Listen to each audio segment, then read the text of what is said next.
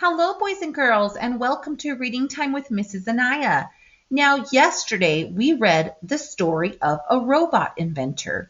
We read about how Mr. Takahashi invented several different robots. Now, he invented all these robots to do different things. However, he did encounter some problems. We will be filling out a problem and solution chart to go over the problems and solutions that he took while inventing these robots. The first thing I need you to go do is get your practice book or your turn practice book. It is the one with the red squirrel on it, just like this one. And I need you to open up to page 238. So go ahead and pause this video, rip this page out. It looks like this, page 238. Ask a grown-up if you need help to find it and put your name and date at the top. So pause the video, go get your stuff. All right, very good. Now let's move on. Here is that same worksheet, but just a little bit bigger and zoomed in. This way there is more writing space. Now, this top box says problem. Now, let's think back to the problem that Mr. Takahashi had in the story we read about him. Well, if you think back, Takahashi wanted to put a robot in a race where it had to swim. That was his main problem. He needed to invent this robot that could swim in water, not get messed up, and could actually swim like a human would swim. So get from one point to another. So this was his main problem. How was he going to invent this type of a robot? So what I want you to do is pause the video and write the problem in the problem box. Write Takahashi wanted to put a robot in a race where it had to swim. Hit play once you're ready to talk about the steps to the solution. All right, boys and girls, so at this point you wrote down your problem. Now we need to think back to how Takahashi went about solving this problem to invent a robot that was able to swim. Now, he built a waterproof robot with arms like fins.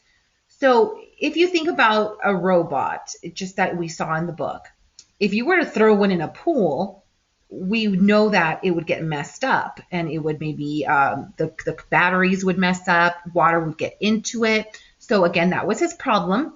Now, what he invented, his solution to his problem, was to make this robot waterproof, which means no water would get into it.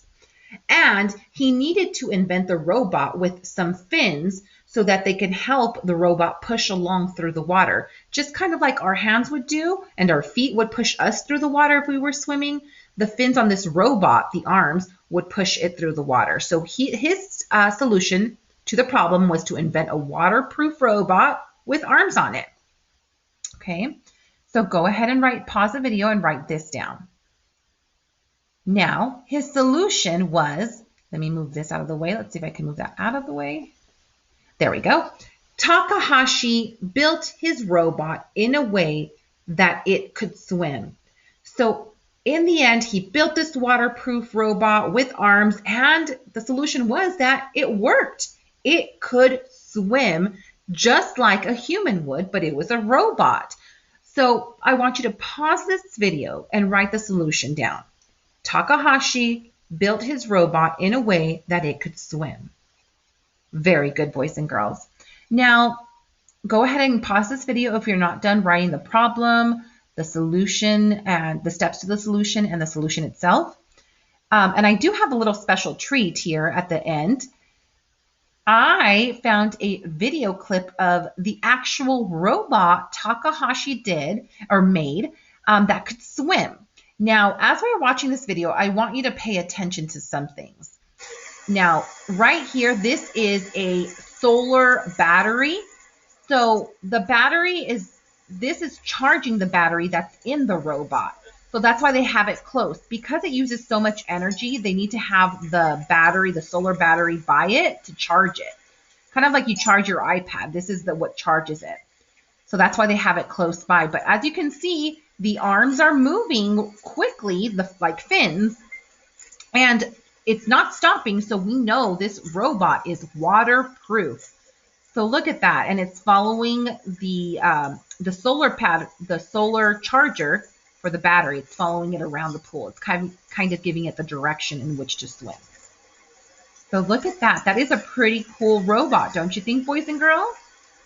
All right, awesome. Well, boys and girls, you did a fantastic job today in reading. I hope you enjoyed this little clip that I added at the end. I know I really enjoyed reading about Mr. Takahashi and his robot. I will see you later. Bye.